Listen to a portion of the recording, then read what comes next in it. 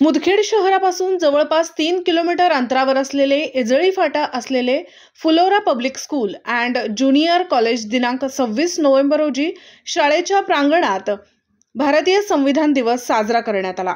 या प्रसंगी संस्थेच्या अध्यक्ष तथा मेंटर सौ सुचित्रा विठ्ठल पाटील यांच्या उपस्थितीत संविधान दिवस साजरा करत आपल्या अध्यक्ष भाषणातून पाटील यांनी सांगितले की भारतीय संविधान एक पवित्र ग्रंथ असून सर्व देशवासियांना संविधानाची एक प्रत आपल्या घरात ठेवून संविधान काय आहे आणि संविधानातील नमूद उद्दिष्टे काय आहे याची माहिती करत संविधानाबद्दल आदर आणि संविधानाच्याच अनुषंगाने समाजात वावरताना विचार वृद्धिंगत केले पाहिजे असे मनोगत व्यक्त केले। फुलोरा इंग्लिश शाळेचे प्राचार्य बालाजी थोरात यांनी आपल्या प्रास्ताविक भाषणातून संविधानाबद्दल सखोलपणे विचार मांडून संविधान निर्माण आणि संविधान मिळवण्यासाठी संविधान सभेतून आवश्यक त्या सूचना, तक्रारी या सर्व गोष्टींवर विस्तारपणे मत मांडले।